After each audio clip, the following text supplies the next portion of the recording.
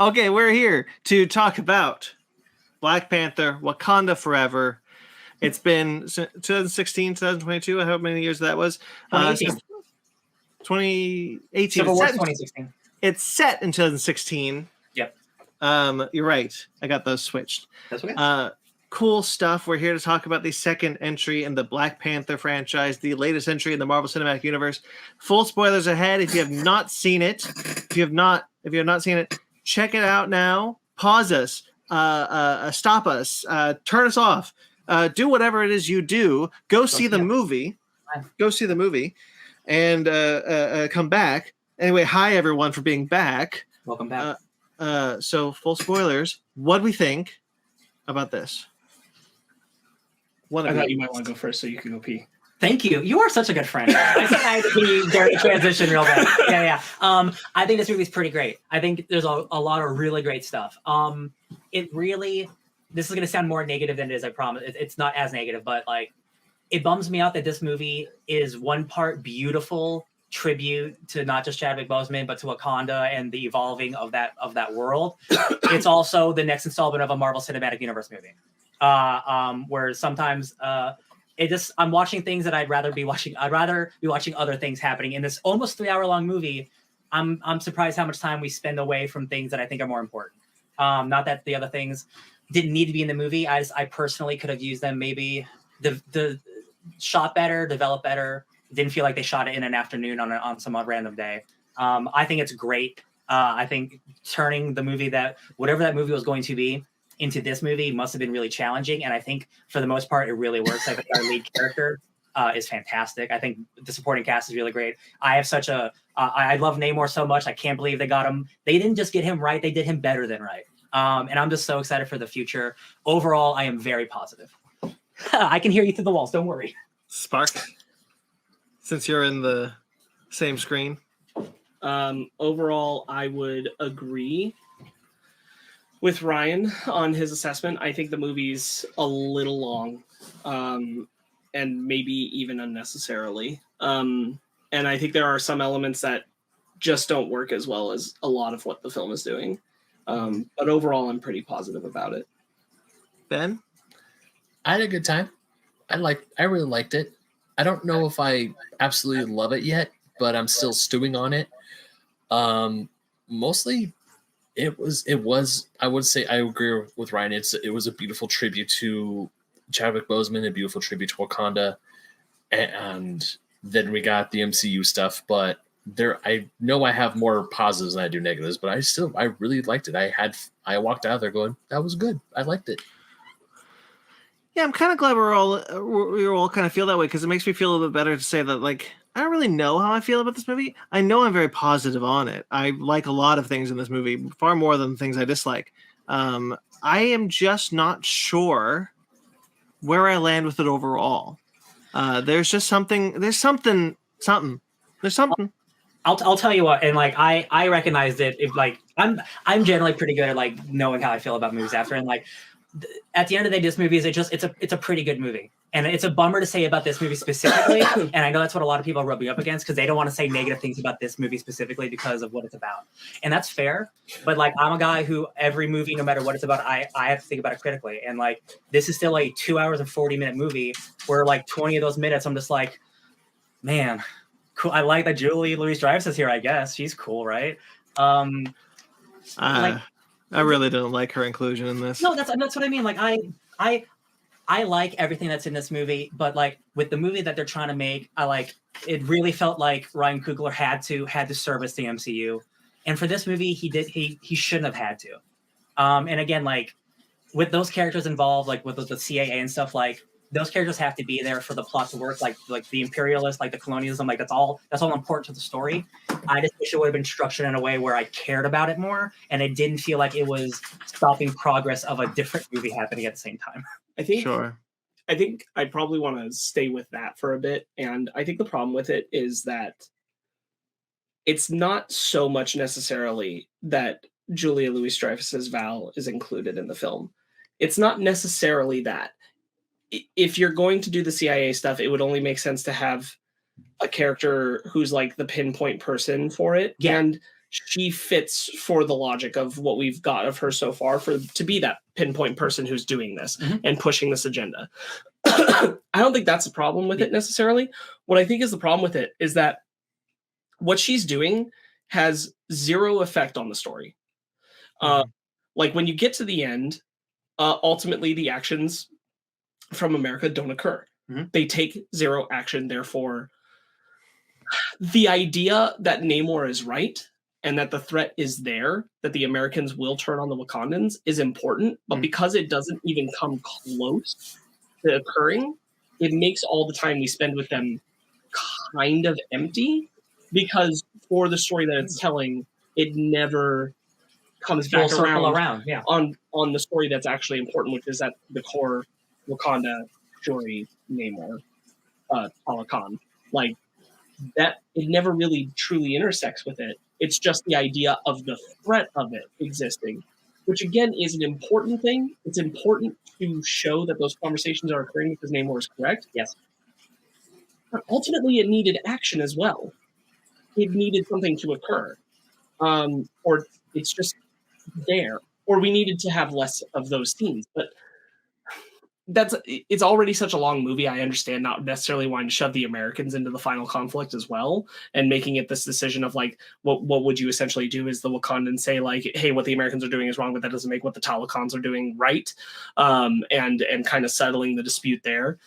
But it because they don't take any action, because that doesn't bring itself into that story, we spend so much time with it, and it's all just the air of threat. But our characters aren't necessarily like, they're being told by Ross like there's a risk, but they're not like, we could have just had them getting those calls from Ross, rather than spending the time there. I don't think it would have had the same impact. To be fair, I don't think just being told by Ross would give you the same feeling of like America's about to go to war with Wakanda. You need that power to be shown in some way. Yeah. But then it has to take action in some way. Something has to happen. Yeah. So I think that's really the flaw of that Dreyfus CIA story stuff, is that it just comes to nothing. And it's weaved throughout the movie too. So like we keep checking in on it more than I expected to. Like you brought up like when we were talking, like that first scene in the woods with Everett Ross when he's running. Like I thought that was the scene we were gonna get with him. That's it. Like, hey, I have information. That's my cameo, baby. But then not only he comes back for another half hour with his ex-wife. And I'm like, oh, we're gonna be in his house for half an hour in this movie. I see, cool. Yeah. And I'm just like, y'all, this is the big hype of this movie is supposed to be about the Black Panther and like Wakanda, and like this movie spends way too much time away from that. And again, like if you're going to do that, you got to make it matter more. Yeah, than end up resulting in nothing. Because you have to. Sorry, real quick, Brandon. Because you have to prove Namor correct. Yes. And like. I'm totally just throwing it out there. I'm not necessarily saying this is the ending I want, but like if there's a version where some small amount of American action is taken and the Talokans happen to be on the back foot because of Shuri's plan and the Wakandans, right? And the Wakandans have to save the Talokan from the Americans, right? Or like even the space so that they back off entirely, whatever it is to settle that and put it in a more recognitional, peaceful state, then you do that. But because, and I won't say I necessarily want that, because like I want Namor's kind of worry to be correct, because she's out there, she's working in the CIA. There's a lot of people who think like her. They do want to come for Wakanda. They do want to come for those resources. I don't want you to negate that idea and say, well, because they handled this one thing, like the Americans are like, oh, it's okay, we'll back off kind of idea. Yeah. I don't necessarily want to get that reductive in the script either. But something had to occur. And I think that the problem is that they had no idea of how to do that. I think something would have occurred in a Black Panther series that had nothing to do with the rest of the MCU, right? A film that's just telling its stories for its single world. They definitely make the Americans do something and make that story be relevant to what's going on. But because we can't necessarily make a whole story about, in the next few MCU chapters, by the way, America's low-key at war with Wakanda, we're not going to be able to do that. So I get that, but it had to amount to something. Yeah. And go ahead, Brandon, please. Well, I was going to say, like, what this film is doing, what this film ultimately is meant to do is well, end phase 4, but I think we're all now being cued into the fact that Phase 4 is largely about trauma from events that have happened prior, and what we've gotten is a movie that is very much infused with that trauma. It is very much putting its heart of like we lost Chadwick Boseman. We're putting that into this movie. We're putting our pain into this movie. We're putting your pain into this movie, and when we're in Wakanda, we're getting that movie. Mhm. And then when we leave Wakanda, we're not, except for when we're with Riri. But like when we go, we shouldn't. I don't think we should spend as much time away from that trauma as we do, and we spend a lot of time away from it. And I talked about this with Andor, and the episode's coming, but like I am shocked at Andor because the A, B, and C plots I'm always on board with. Doesn't matter where you cut away to, I'm there because each one is serving that story, and I'm engaged in each one of those stories. This is not the case with Black Panther: Wakanda Forever, and it bums me out that I say that because I was very excited for this movie. But when we go to Val, I'm just not interested. And it bums me out because there's like there's a cut of this movie that's significantly better.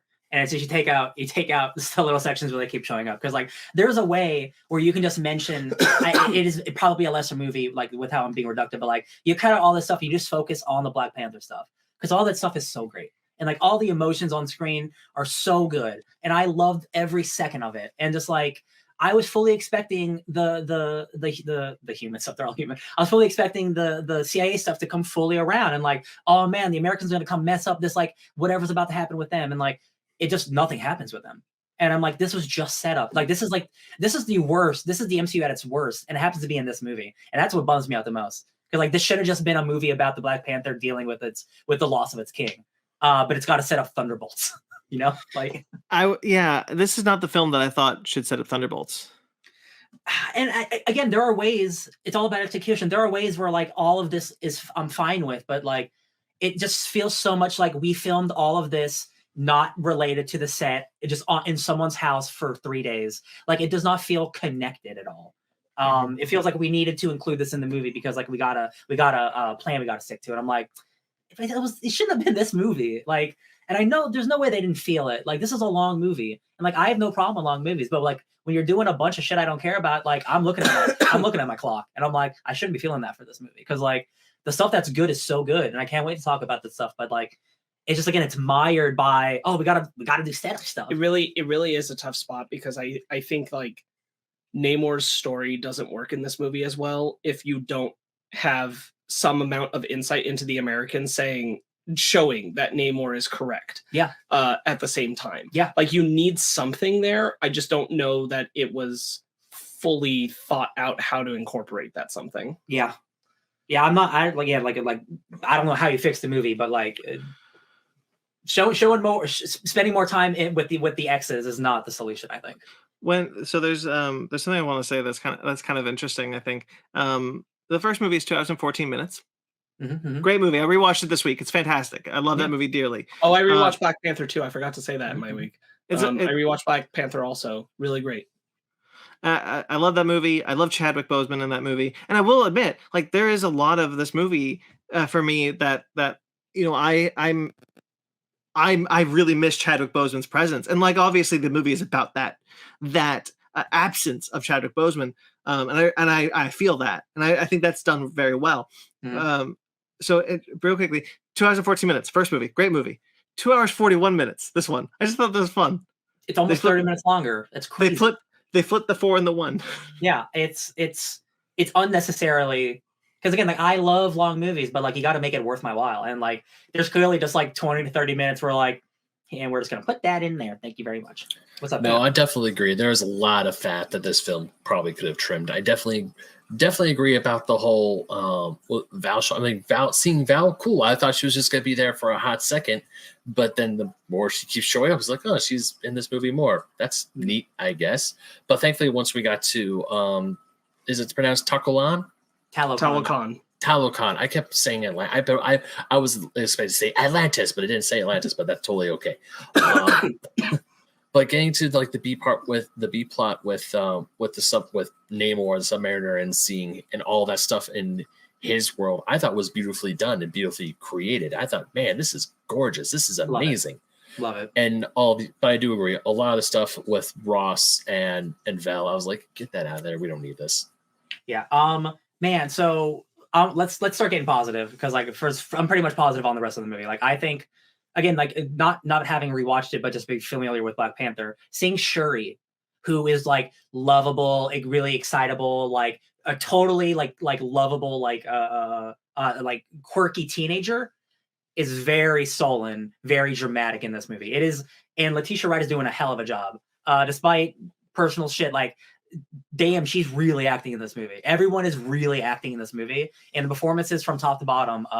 Namor, man, when he's on the beach with the Queen, he's like, his eyes are like bulging out of his skull, and I'm like, this dude is so intense. Oh my god, I love him so much. You're right. There's great performances all around. Letitia Wright is really great in this movie. I think what she does really, really smartly, and the script does this too. Because the script, like, I'm sure it's in the script, but like the idea that like she is traumatized by what happened with T'Challa. She doesn't believe that the heart-shaped herb can send you to the ancestral plane. She doesn't believe in a lot of that stuff because she's very science-minded. But every now and then we get the Shuri from the first movie. Every now and then she'll say a joke, or she'll be lighthearted. And I think one of the interesting things about this movie is that it's very clearly coming from a very raw place. Like the death of Chadwick Boseman was very raw at the time of writing this movie, of conceptualizing it. Working on this movie was very raw for them. Like it feels very much like, look, obviously I've been speaking a lot about it. I lost my father this year, and I understand that kind of, and now like I can understand that and recognize what that trauma, what that tragedy does to a person's psyche that I couldn't before. And like I would have probably acknowledged that it was a thing, but now I can see it actively seen on screen, recognize that these characters, these fictional characters, are going through a very real thing, and it makes those characters feel very real to me. And I think that's what this movie does. That the strength of this movie is that these feel like we are in kind of a group mourning over T'Challa, over Chadwick, and you know,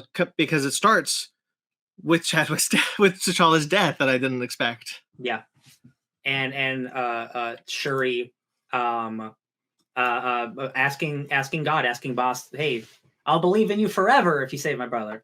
And obviously it doesn't work. And like, you know, I'm not a religious person, but like I've definitely, you know, when I was young, I used to do that. Just doing anything you think you can to help somebody. I really like her journey, and like it's a journey she sticks with too. Like it's not like she becomes an ultra religious person at the end of the movie either, which is I'm glad for. Mm-hmm. I will speak to the I think the mourning of Chadwick and T'Challa is done very well. I think the way that they've integrated it into the story of the film is really well done. I wasn't sure how they were going to handle like his character passing, but I think the opening of him going from this illness, this idea of him having suffered in silence for a period of time, relating to the sense of real life loss and how that occurred, is really well integrated, and to liken the characters to the reality for what's going on. I'm not going to say that it was a mistake in the story to kill the Queen. What I will say is that the decision to do it causes this sort of overbearing sense of mourning to pervade the entire film to a degree where it's a little bit of a hard watch. And I think it will make it hard to watch it in subsequent views, and I don't know if you had just left the mourning to just over Chadwick and T'Challa, it would hit that same way. Now, I think the action of it, pushing her to vengeance, pushing her to choose the Black Panther for vengeance, causing her to see Eric Killmonger because of it, and all of those things are very, very smart, very well designed story beats for getting Shuri to that point. So I'm not going to say like killing the Queen was a mistake. It was devastating. It shocked me. I was sad. Angela Bassett was giving an incredible performance, and it was rough to watch her get taken out in this movie, especially for the proxy of this family, what they have gone through. Yeah. But it does make it so that when you're kind of getting out from under the shadow of T'Challa in mourning, now your characters have to go back in mourning again. Yeah. And then we also have to circle back to T'Challa again at the end of the film. Yeah. And I think that maybe hit the be sad about people dying button a little too hard and a little too frequently. Yeah, I think that's also something I'm rubbing up against in the movie. Because like it just the Val stuff, yeah, that's not stuff I particularly like, but that's not the reason and not the entire reason why I feel the way I do about this movie. And I do think what you're talking about, Sparks, is very true. The three of us, you, me, and Ryan, have suffered a very similar loss in our lives. Mhm. And so having something like that feel very much like I thought, perhaps wrongly, that it was because of what happened with me that I was reacting to the movie poorly. Now I don't know if that's true, but I do think the Angela Bassett death, the Queen's death, does kind of push me over the edge there.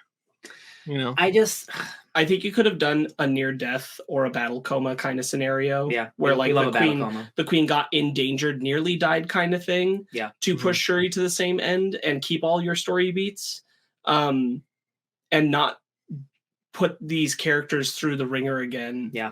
And by proxy the audience, even if we are not mourning a literal real person, we are now mourning a character that we like. And another one for this film, and I think it just makes that sense of grief carry over this film with such a heavy hand that it's a little hard to feel like you can catch your breath from. And I'm sure that is part of the pervading feeling for Shuri. But and I'll certainly say like that's motivating. It's motivating to push her to go as viciously after him as she does. I don't know if that was the best way to handle the tone of the film. What's up, Benji? To be honest, when I first saw the movie, I wasn't sure how I liked Angela Bassett's character dying. Because I mean, the more that Sparks, you've said that how it makes Shuri choose Killmonger, how she chooses the Black Panther out of vengeance, and that whole arc. Now to me, now that makes sense. But in the moment, I was like, I don't know if I like that. I don't know if it was right for because my whole thought process was she just lost her brother, her dad died a few years prior, and now she just lost her mom. That is like the worst. That is like the worst year and a half Shuri has ever had in her entire life. Well, we also don't know if she was snapped or not, because like if she wasn't, she lost her dad, the snap, she lost her brother, and then her brother dies. And I'm pretty sure she was, because I remember we see her picture. We see her picture in an Endgame on the list of people. Correct. It's been too long. I wouldn't know. So if you know for sure, then I'll concede. But still, I don't know for sure, but I do think she is one of the snap that we learned that in Endgame. I'm pretty sure that's true. But I'll concede that. But like still, you have tragedy after tragedy after tragedy after tragedy. The dad, the snap, the actual death of the brother, the death of the mother. This family's gone through a lot in the last 6 years. And like, I also rubbed against it. So I think if all four of us did, then there's some validity there. Like with differing opinions on why. Like Riri also being there, and Riri comes out okay. It makes it even more tragic, which I'm just like, I guess if that's the movie you wanted to make, you want us just to be constantly feeling bad. I get it worked. It did work, but like, I don't know if, again, because you're already losing one major character. Like, I just don't know if you needed to lose another major character. I think it would be different. I do think it would be different if we were talking about losing a character, but we're talking about losing Chadwick Boseman as well. Yeah. And because you are meant to engage with the reality of that loss and what that means for everybody to have lost Chadwick Boseman, that you can't separate that. They don't want you to from the movie, because they after he is gone in the story, after T'Challa is gone, they give you the Marvel Studios in silence with all these memories of him. They want you to be engaged with that feeling with the characters of him being gone. Yeah. By asking the audience to do that and then putting them through the loss of another character they care for, and watching another character that they're attached to, our main character, have to lose that too, is very very much a weight that is hard to carry through the film for an audience. And I again, like, I don't know if it's wrong. I think I'd have to see it again, but I don't know if it's the wrong choice. But it does make a clear, this is the feeling I want you to live in. And I'm not always going to want to live in that feeling, so I'm not always going to want to watch this one. Yeah.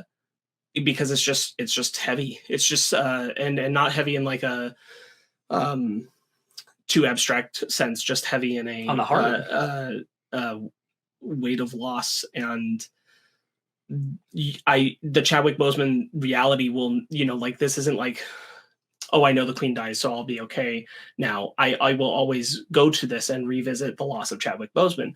And it's great that that's a beautiful tribute and testament to him. Yeah. But it engages something real and then gives you more fictionalized grief. And that's a tall ask, I think. And I kind of wish that they had found a way to do a lot of that motivation for Shuri without necessarily putting that burden upon the audience to carry, because like you said, if we're all feeling it, then clearly it kind of rubs in a hard way. Yeah. I think it's 100% what you're saying about we're living in real grief, and then they're loading on fictional grief while they're trying to make us live in the real grief. And it's like, it is a weird butting of heads of, like, obviously it's a movie, but like, you're making us like, we know this is about Chadwick Boseman. So it's like, it is like a weird pitting of, like, not that it's like disrespectful, but just like, it just didn't feel right when I saw it. And like, that art. It's just you engage with different grief for watching something that's about, a character that you like being gone, and watching something that's about a person you admired being gone, a celebrity, a real person. It's almost documentarian, like, almost in a way, like it transcends it being about Black Panther. The only thing I can really liken it to is that, when Furious 7 doesn't fully do this, because it doesn't kill the character of Brian, but it does at the end of the movie engage with audience. Like, people got super emotional and all teary-eyed in that theater because they were being engaged with the loss of Paul Walker, and knowing that's what the film was doing for them. It was saying, I want you to feel this with us. I want you to feel the loss of this person. Yeah. Well, this is the same. And it's not that the film shouldn't do that. It's just that is engaging something that is more real, seems too simple a word, but is more present, that you can't get away from or separate from yourself or the real world. That the fictionalized death of characters like the Queen, you can. And so that kind of being this umbrella over the film right away just sets this rough tone to have to take yourself emotionally through. It's a real gauntlet to have to get through. I think that there's an interesting discussion to be had about, like, there are 3 movies now that I can name off the top of my head that had to deal with the death of their star. There's Black Panther, Wakanda Forever, Star Wars: The Rise of the Skywalker. Carrie Fisher isn't the star of the movie, but still. And then Paul Walker, and they have all handled that death differently. And I think that there's a lot to be said about, like, and both of them, all 3 of them, wanted you to engage with that, with the fictional, with the real life death in a way, because they've all Carrie Fisher, Leia dies in Rise of Skywalker. And so, like, I think that there's something interesting to be had about, like, how you go about that, why these kind of films want to, like, I'm sorry, I'm holding back a sneeze and it's very difficult. That's okay. And so, like, it's a really interesting discussion to be had of how they go about these different ways to do this, because I don't think there's a right way to do it. And I think we're all just kind of trying to find the way that is right for us to go about it. And I think 2 out of 3, honestly, I think have done it well. I think this one does it well. And I think Furious 7 does it well. That's just kind of just an observation, not necessarily a knock or anything. I think in making a comparison, like, if in Rise of Skywalker the movie had opened with the death of Leia, and then near the middle of the second act you had killed Finn, I would think that was a lot. Yeah. I would think that was maybe a weird choice when you're carrying the weight of the loss of such an important figure right at the top. Excuse me. And I Yeah. feel much the same way here. Miss Marcia, are you dying? I mean, I'm still recovering from my cough. I know. That's I don't want to linger on. There's a lot of other things to discuss in this movie, so I don't want to linger on that too long. But I am glad to know that, you know, we all kind of feel like it's story wise, it makes so much sense. Yeah, It just feels kind of not even wrong, just weird. It's just an emotional setting that I don't know if there maybe was a better way to get around this. Just taking out the queen. I just don't know. I just don't know about that. I think there's a world where the exact same thing happens, but she barely survives. Yeah. Like put her, whether it's a battle coma or like whatever, but like I just don't think she needed to be taken off the board. You know, you're right, because like the movie doesn't make Shuri queen at the end. It's implied, however you read it, that M'Baku is challenging for the throne and someone could challenge him or whatever. Like, so you could have had her off the board without killing her and then have her still be queen at the end, because if Shuri's arc is not to become queen of Wakanda, Shuri's arc is to become the Black Panther. And you could very easily have just a way for the queen to be at the end there, and really the movie doesn't change, right? Yeah. I think it's a bummer for the future of the franchise. Like, I don't think we needed to lose both characters in a movie. That's all. That's, you know. Yeah. But it's not my story to tell. If you think that's better for the overall story, like that's great, I guess. Yeah. You know who I'm glad didn't die? M'Baku. M'Baku. I love M'Baku. You know who should have been in the movie way more? M'Baku. Take away 30 of those Julie Louis minutes. Give it to M'Baku, please. I am really glad he has the scenes that he does.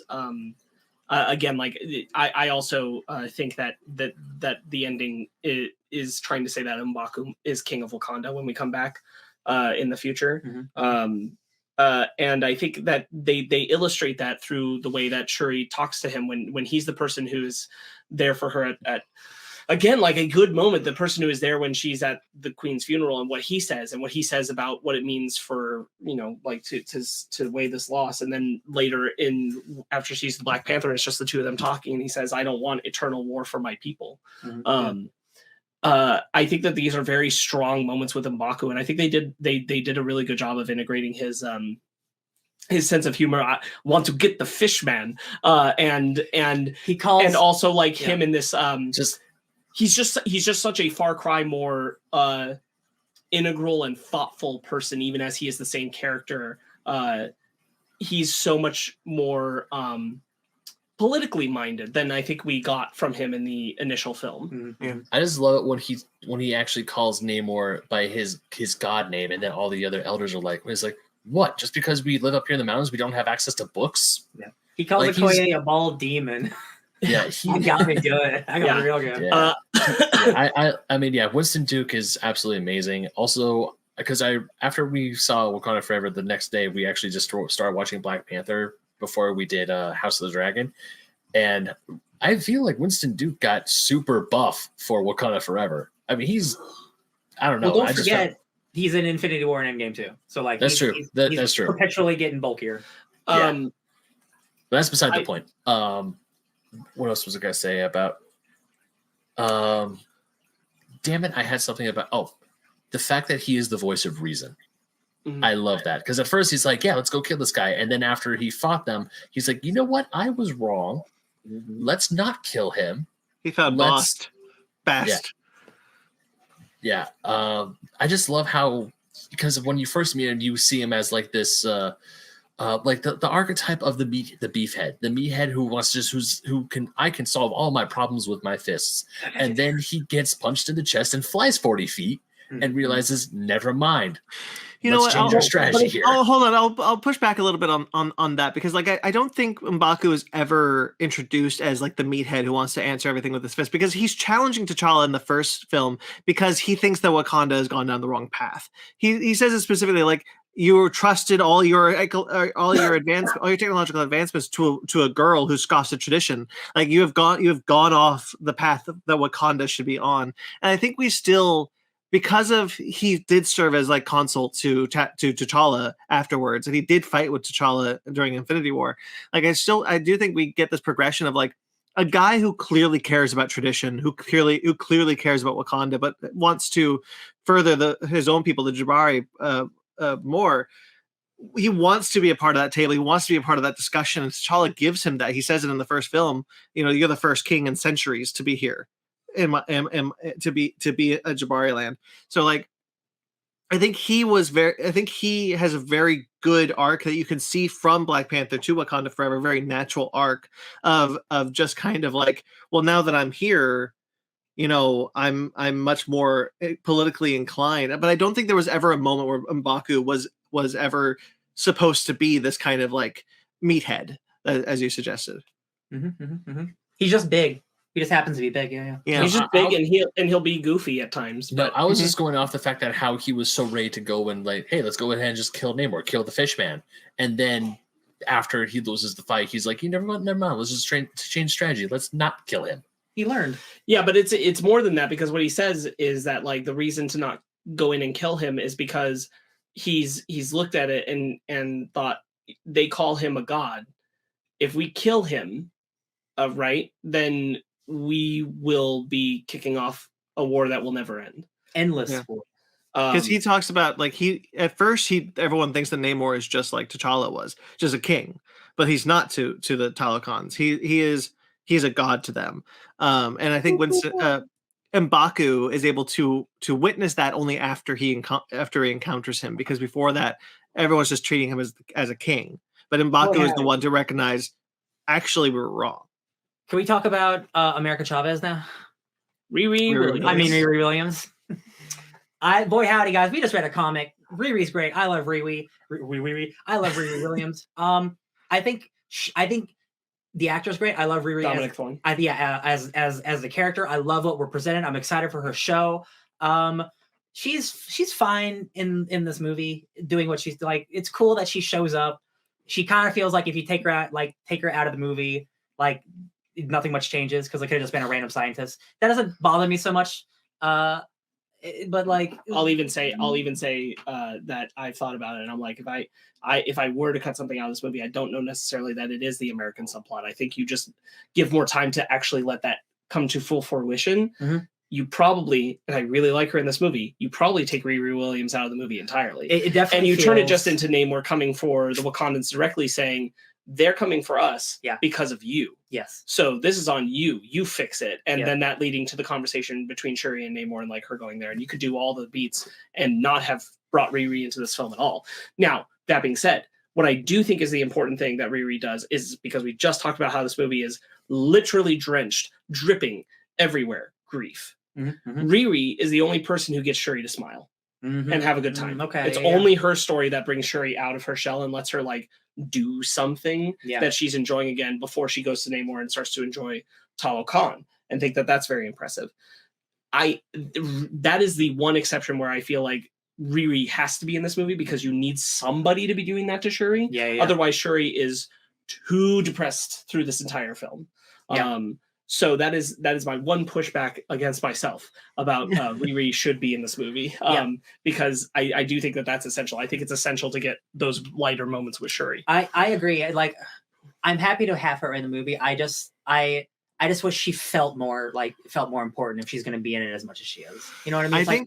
I think you're right. I think you're. I didn't really think about it, 'cause I do like her in this movie. I like Dominic Thorne. I like the character interactions. I think there's a lot of good humor with her in this movie.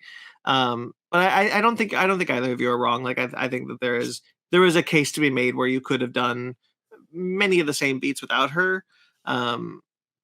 I do like the idea. I'm going to use that to bounce off something, if that's okay. I do like the idea that there is vibranium on the ocean floor, and that's how Talokan came to be. I really like that idea. I thought that was a really good way to bring Wakanda and Talokan together, a really natural way to do it, and pair the two together in a kind of like a destiny way.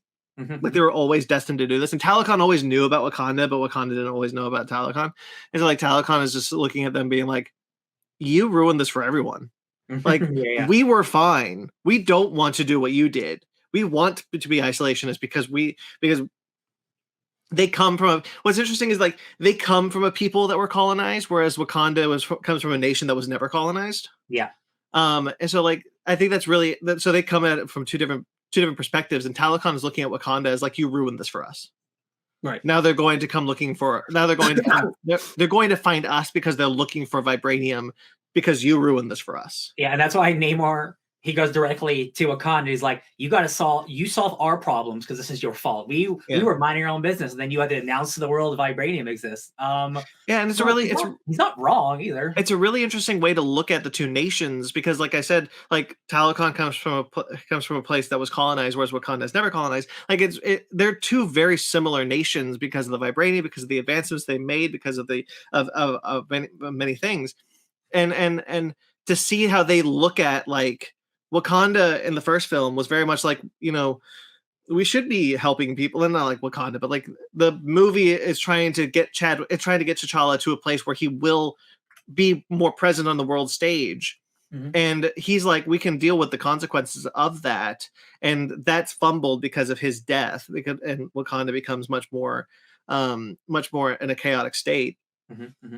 And then Namor is kind of sitting there going like, well, we never, ever, ever, ever, ever want to be a part of the surface world. There is no way. We still have the scars of what the surface world did to us. We are this way because of what the surface world did to us. Mm-hmm. We don't want anything to do with that. And I think the movie does some interesting stuff showing us those two sides, Talokan and Wakanda, that I really engaged with and I liked. Yeah, mm-hmm. I am so excited. One, I was not worried, because like if it would have happened in the movie naturally, it was fine. But like I was worried that like either Wakanda or Talokan was. We read a book club today where Atlantis retreats from its homeland. Like I was worried something like that was going to happen to either of these nations, and I'm like, that is the type of like finality of an MCU or Phase 4 thing where like that's a big move, and like I'm glad neither of those things happen. Namor and Talokan is still secret, and they got Wakanda basically to watch their back. Which is great. I think where the world is left for both these countries is really, really cool. I'm just really excited that like, man, that Namor gets to exist, and like Atuma is really cool and Namor is really cool. And we got the coolest mermaid sequence that maybe I'll ever see in my life. Oh my God. Yeah. I think Namor, I love the actor who plays Namor. I think that like the way they end the way they end this film, where Namor, it's kind of like, where nobody knows that Talokan is there. Wakanda is going to keep that a secret, and Ross only has the knowledge that there is another nation, and didn't really tell anyone. So the next time Namor can show up is going to be very interesting, I think.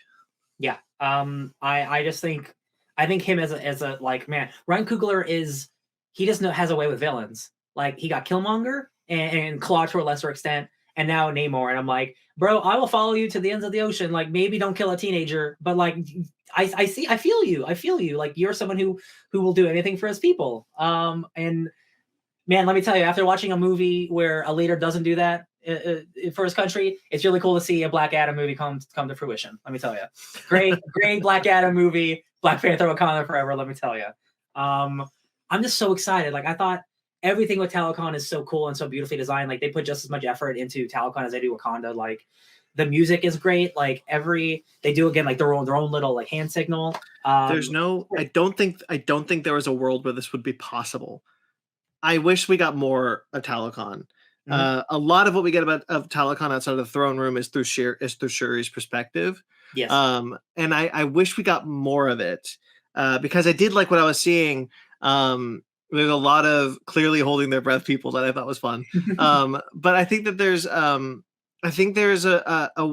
don't know if this is the movie to do it, quite frankly. But I do wish we got more of it because I liked what I saw and I wanted to see more. I can only hope. Man, it would talk about expensive Disney Plus show, but that's where you do something like that. You like maybe Namor isn't always the focus because there are plenty of other people. Focus on Atuma and Namora for like they had bigger roles than I expected. I thought they were just going to be nameless grunts, but they were actually cool, like fun characters. Like Atuma has has a multi-sequence battle with Okoye over the course of the movie, which is awesome. For the most part, I think the action is pretty good. There are some parts where I think it's a little sloppy, but like nothing that I would like negative too much about. I like a lot of the action scenes. I like when Namor is invading Wakanda. I think that's a cool action scene. It's insanely cool. I really like the car chase. I was really into the car chase. I think that's such a cool car chase. And I really like Okoye and Asuma's beef. I was really happy with that. I love when there's a moment where they like show up on a whale, and I was like, well, now you're just showing off. Like a killer whale just comes out of the ocean. And I like how Atuma. I like how the Talokanians have to have like the breathing apparatus. Like we saw a similar thing in Aquaman. But like I like the organicness of it. Like it looked almost like a jellyfish. Yeah. I thought that was really cool, and it works both ways. Like if you just take out the water and you put it becomes air. I thought that was cool. I want to spotlight this before I forget it because I will. One of my favorite things about this movie is that the way they did subtitles, because they did different fonts and colors to tell you when people were speaking Haiti, when they were speaking Wakandan, when they were speaking Talokan, and when they were speaking Spanish. Did they know? Yes. So Talokan is blue and in a different font. Spanish is in white. Wakandan is yellow and in a different font. Again, like all these are different fonts.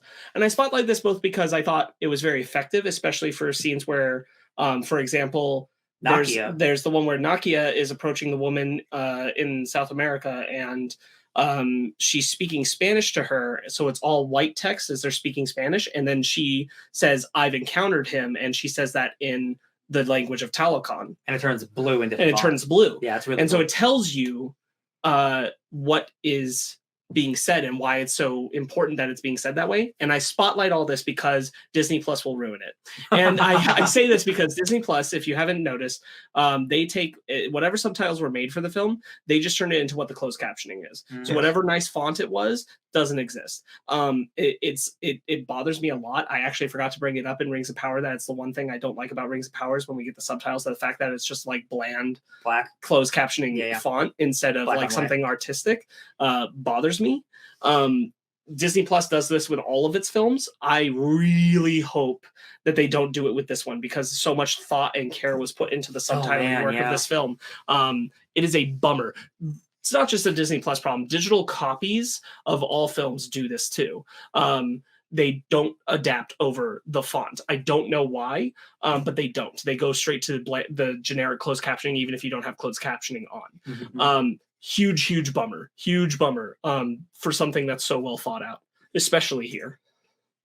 I did really like how when the Wakandans, the Wakanda locations are in the Wakandan font, like we see them in the Wakanda text, and then they translate to English, and then we see Talokan in that language, and then they translate to English. I thought that was cool.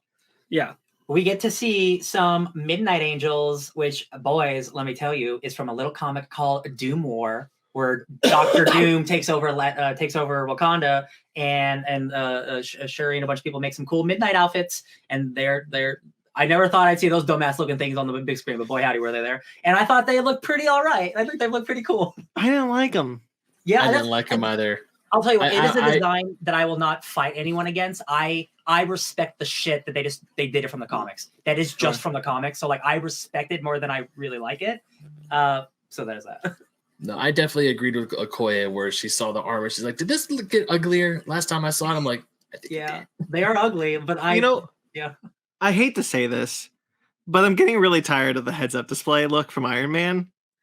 And like I don't know what the fix is, but when I saw Okoye in the black space with the thing, I was like, really? Yeah. What about when Dr. Fate did it? Like when Dr. Fate did it too, I had the same thing. I'm like, really? Why? Why are we doing this here? And I understand. Like Riri Williams, sure, you want to do that? I don't care. He's Iron Man. Makes sense. For whatever reason, just what happened with Okoye, I was like, oh, really?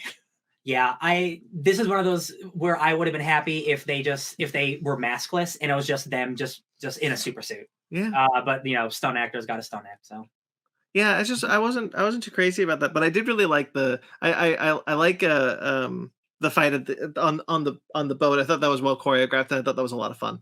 Yeah. That final battle with Namor and Shuri, where they do some slow motion punches. Overall, I really like. I love the way that they depower Namor.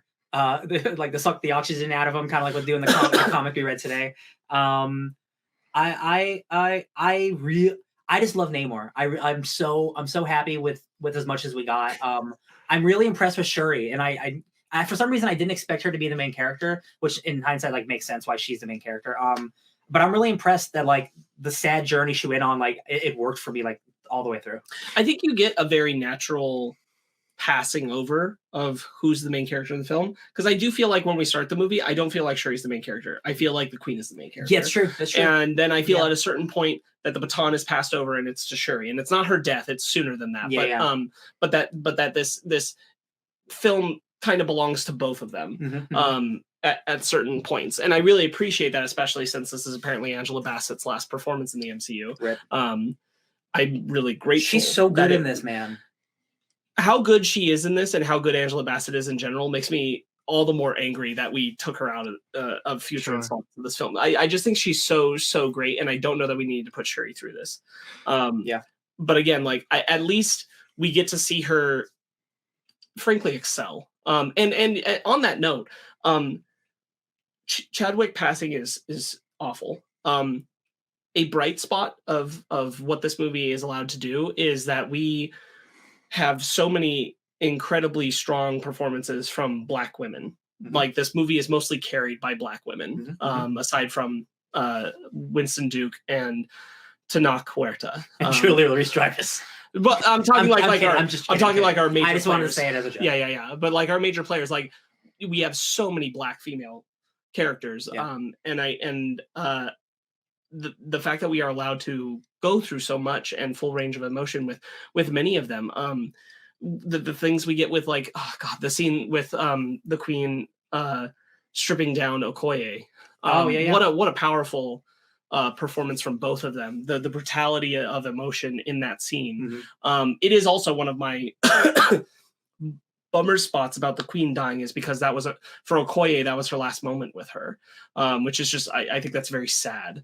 I think the scene makes sense and is good, but I kind of wish there had been some moment between them prior to her passing, because of what the Queen meant to Okoye. But I think like even Ao and the other girl who we get, the dagger girl, who's her partner, that we see more of in this film, they're all just contributing so wonderfully to this, and we don't often get to spotlight so many female performers in a major film like this, let alone Black female performers. Good point. Yeah.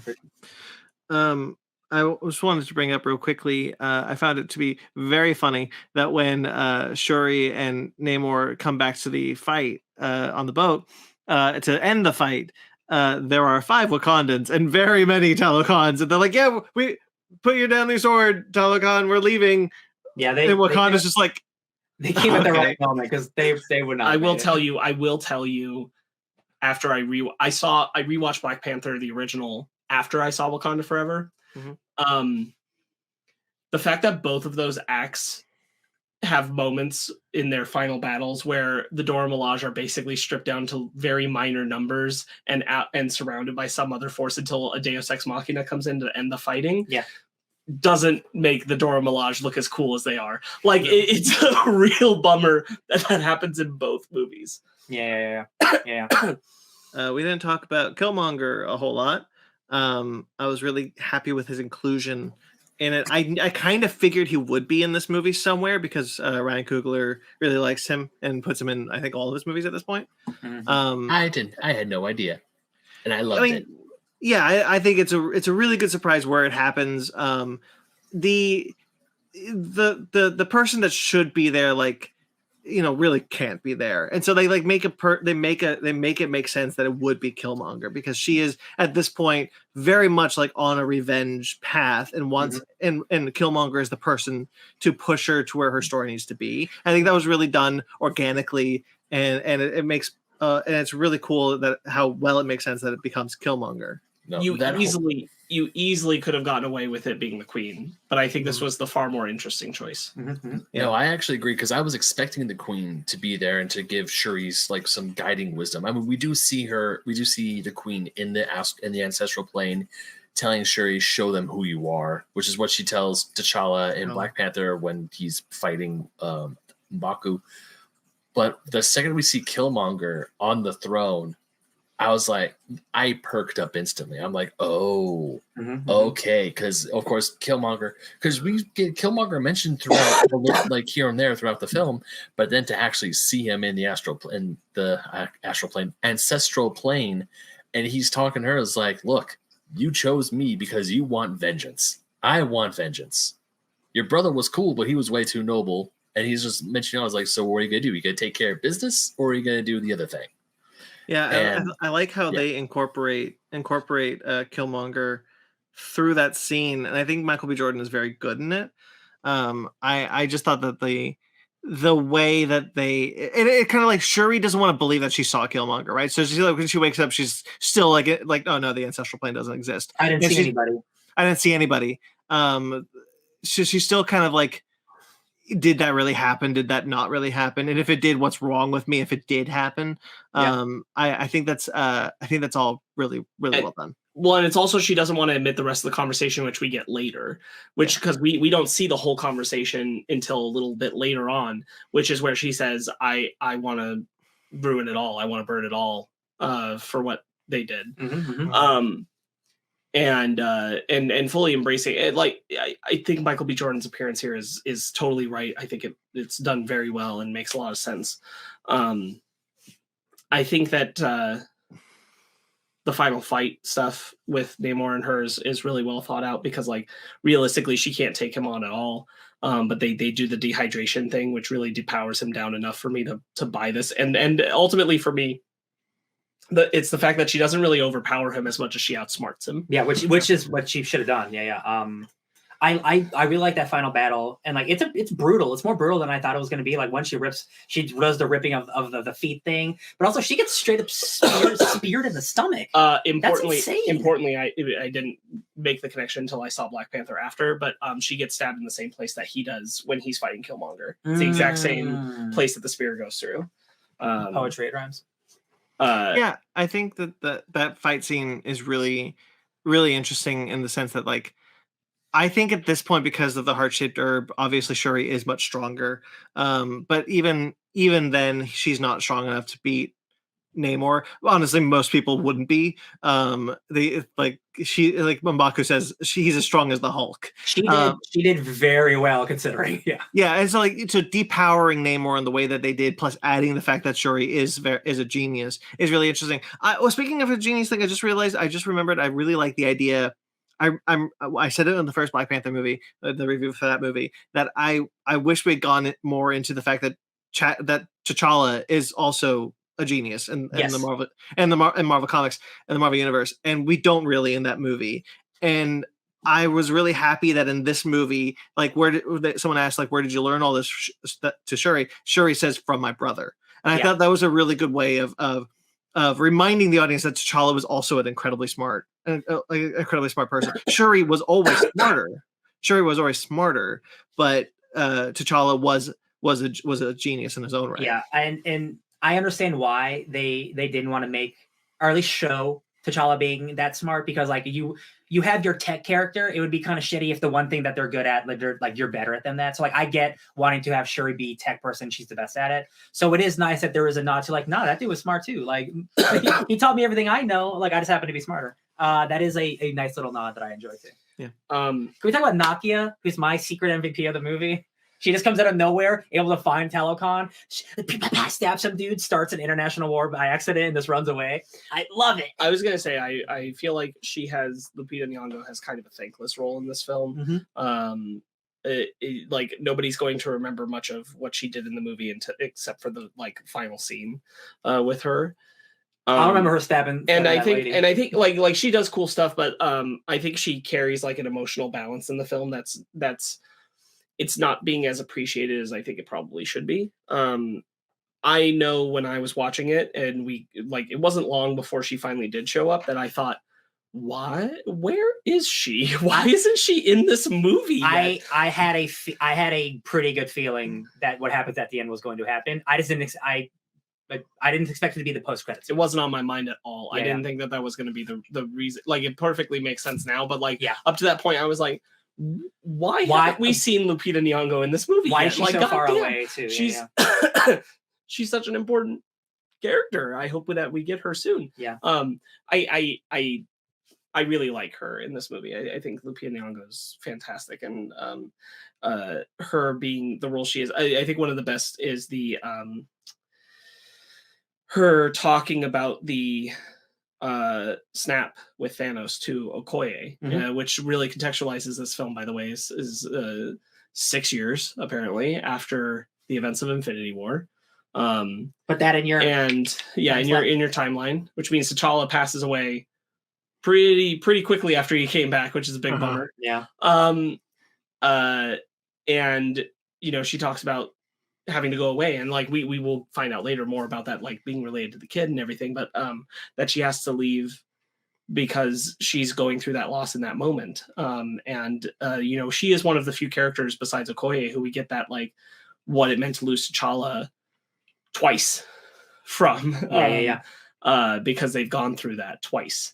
Which I think is another, like, I think you can't have predicted this thing. I've talked about this before. You can't have predicted this thing, but I do think it's unfortunate that so much of the Black Panther story in the MCU up to this point is about constantly losing the Black Panther. Like, outside of Civil War, like, every film has had to deal with the fact that T'Challa got killed or maybe got killed. And that just is a bummer. It's a bummer that that's how the story had to play out. It certainly wasn't the intention when they were making the previous entries, obviously. But it is unfortunate that just kind of is the trajectory of it. So I'm glad that there was, like, room to spotlight something like that. Going back to the final fight, though, what I was going to say is that I like two things I want to spotlight. I really like that, like, the way she ultimately bests Namor is through where she positions him and being intelligent about it and all that, not a strength move or win over, because, like, at that point she couldn't really do much after she'd been stabbed, but, like, I thought that was very good. And then they do something really interesting that I thought was really thoughtful when I was watching it in the film, which is they give you this interiority of what Shuri's going through when she's holding down Namor ready to kill him, and she's thinking back to the events of the film, but she's, like, rewinding the attack on Wakanda. Like, she's playing a if only this hadn't happened, if only this hadn't happened, then we wouldn't have to be like this, and making the choice of we need to find a different way. There has to be a different way to this. I yield. He yields. Good job. Something that I want to showcase real quickly is when we learn very quickly that Talokan is the origin of the siren myth. I thought that was a really cool. I thought that was a really cool moment in the beginning, and this is kind of me to, like, want to talk about a little bit about the beginning, when the music from the people in the ocean is overwhelming the boat, and I think that's really well visualized. I really like the sound design there. Because, like, the music gets loud for the audience in the theater too. Like, it starts becoming overwhelming for us as well, and we're seeing all these people being hypnotized and jumping into the ocean. I thought that was really cool. That is my favorite scene in the movie, because that's, like, it's incredibly haunting. You just hear a beautiful siren song, and then it gets louder, and then it's like it is overwhelming. That was unexpected. Really cool. Like, man, they've been around for hundreds of years. Like, love it. Just love it. And remember, Lake Bell was in this movie for a hot minute. Yeah, she was like, I don't want to be a superhero. make me a scientist that I get killed. Cool. Give me my paycheck. Cool. She's already poison ivy. Why does she need it? Yeah, it's fun, Another just, like, tiny. Oh, I know. I recognize you. Did anyone else feel like the beginning was a little too dark? Like, it was a little hard for me to see. Yeah, Ben raised his hand. The night scenes in the first Black Panther film I felt were a little brighter than the ones in this one. It was a little difficult for me to see. If it's a me problem, I concede, but I just want to say I did not notice anything. Are we talking about the ship attack? Mm-hmm. Oh, okay. No, I didn't feel that way. No. Yeah. Anyway, yeah, I agree. I think the sound design is really good. I really like the haunting music thing. I think the score for this film is exceptional. The bringing back of a lot of the Wakanda stuff, but the new sounds for Talokan are all very good. I really like it. Kind of going back all the way to the beginning, I think the way they do the quiet, sad grieving for T'Challa, and then the kind of like celebrational grieving for T'Challa. Like we get the quiet moment in the woods, and then we get the big dance celebration ceremony. I think was really good. I like when you can kind of hold the sad with the celebration as well. And I thought they did a really good job of hitting that 100%. Emotion. I thought that was really cool. Yeah. And the final, but besides the post-credit scene, the final images of just Shuri just thinking back, and then we seeing like a little montage, and her the final moments of this movie is her crying. It's like, man, that's really beautiful. Like it's I thought it was a really nice way to end the movie. I did too. Oh man, yeah. Very sad. Again, like a little. I think it was the right way to end the movie. Very nice. Again, a movie that has kept you kind of buried under grief, and like pulling you back again to the reality of the grief in that moment, and is like, that's what makes it like, wow, it's really here the whole time. And then the post-credit scene happens, and it's like, it is a weird thing of, again, like, I really like the post-credit scene, but it is like the opposite feeling I have during the Queen's death, where like it is real life bumping up with fictional life, and like, oh man, like he in a way he is surviving through Black Panther. He has a son, like a weird. I had the opposite feeling, is what I'm trying to say, from the death, and I'm like, oh, this really works for me. A lot of talk about recasting T'Challa and all this stuff, but they did it without doing it. And they did it without redoing it. And I honestly think it's really smart, and I think it was really, really, really beautiful. I love that scene. I know people have varying opinions, but like I thought it was really, really beautiful. I don't know if I love the scene. I kind of wish we had stayed in the moment. Very much. Endgame has a very similar credits scene where it's very much like quiet a lot of the time. Mm-hmm. I kind of wish we didn't have the mid credit scene. We don't have a post credit scene. I'm happy with that. I kind of also wish we didn't have the mid credit scene. I kind of wish we had sat in that feeling of Shuri's last feelings during that scene at the end of the film throughout the credits. That said, I'm not going to fight back on that scene at all. It's a good scene. I just felt like I kind of wish we had sat a little bit longer in that. It's not technically like part of the movie, so like it is like if it were at the very end of the movie, I might feel differently. But the fact that it is like separate from the movie, and it is like a nice little like almost like a palate cleanser of like, we were dealing with sadness, now that we're going to deal with life renewing. I might feel differently if it wasn't where it was, but it's obviously valid. Yeah, kind of like now that you've engaged with the loss directly, like Shuri, you can now hear about him and hear about life continuing on and moving forward. I think it was a smart move. I've long said that I think saying that you'll never recast T'Challa was always a mistake, because I don't think you can just say like you can't have that character anymore. This is a very smart workaround where he will essentially be T'Challa from the comics. He'll be that eventually. He will be that character. We'll just have done it this way. And I think that was smart. I think it was a smart way to maintain Chadwick Boseman, but also say T'Challa, the character, lives on, and have your cake and eat it too, essentially. Just a note that everyone should be aware of that I think is cool is his name is Toussaint in Haiti. And that is a major revolutionary figure, Haiti being the one place where they were able to rise up against their colonizers successfully, the enslaved. And naming him Toussaint is not a mistake. It's very much calling out for that revolutionary figure. And then the reveal of his T'Challa name is cool. Cute kid. Yeah, he's man. I was just really cute. Just like I have a secret, and I'm the son of a king. Winky face. And I'm like, you little rascal. You're gonna be a king one day. They also have a fun opportunity now where whenever they make their Young Avengers project, they can put T'Challa on the Young Avengers. That the whole lineup's gonna be screwed up anyway. Just throw any young person on there. Might as well. Give me the young T'Challa. Do it. Kid Panther, and now they've regrown they're regrowing the heart-shaped herbs. Yeah. I always thought that was a mistake in the first movie to wipe out the entire crop of heart-shaped herbs. Yeah.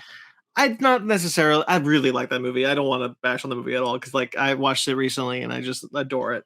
It's one of my favorite. It's in my top 5 of the MCU. I just kind of thought that like, especially after Chadwick Boseman passed away, I kind of started thinking about like, I bet you're really kind of kicking yourself for doing that. And I think that's I liked the workaround of like she's trying to recreate the heart-shaped herbs through essentially a more advanced form of 3D printing. Yeah, I'm personally, I'm mixed on it. Like I can go either way because at one point, like I kind of just wish like she could have been like the smart Black Panther and she doesn't have to get super strength too. But also like her relying on science to fix this like this magical plant basically is also a cool thing of like look what she can do. So like I don't have strong feelings on either way personally on that aspect of it. But now Kid T'Challa can get the heart-shaped herb and become a Black Panther. That's true. One day. Yeah. Yeah. Or just give everyone Midnight Angel suits. I think my whole thing, Jesus. I think my whole thing was with the heart-shaped herb, like when they burnt it in the original, was I was like, well, this will be undone. Yeah. Like in some way, this will be undone. I kind of like it has worked in their favor that they found a way to make it like this. We weren't even going to worry about it until we were losing T'Challa, and we were going to try and like regenerate it to help save him, and we couldn't do it in time, and that kind of thing. And that ends up making like, it makes that action matter, right? Because like Killmonger ultimately, in Shuri's eyes, especially, causes T'Challa's death down the road. Yeah. Anything else? I feel like we're wrapping it up soon, but one of my favorite moments is when Atuma is fighting Okoye and he's kicking her ass, and then like her spear comes to him and he just kicks it back to her like, we're not done fighting, girl. And I'm like, oh, you're so bad. Oh, you look so cool. I love his big shark head. Crazy. Atuma and Namor in a movie, wild. And both of them survive, even better. Character development. Oh shit, that girl's got an Iron Man suit. That girl's got an Iron Man suit. Oh, I thought the second suit was pretty cool, like the upgrade Iron Man suit. I love her Mark 1 suit. I love that suit, and a lot of it's practical. It looks real good. I love like the cool like almost Vulture like jets that she has. I wish I saw more of that suit if I'm being honest. I thought it was cool. So her the exoskeleton suit that doesn't have like I know that it got a lot of grief online prior to the movie coming out, but I love her suit that she has in Wakanda. I really like that design. I was really into it. I do too. I just prefer I prefer the comic look, but I just prefer the exoskeleton look.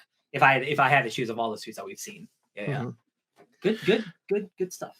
All right, anything else? No, I think we rang out this water-filled Wakandan town. I really do like Riri. I think I'm glad that like stuff like her stepfather in the car and all that is present enough in this movie. Yeah.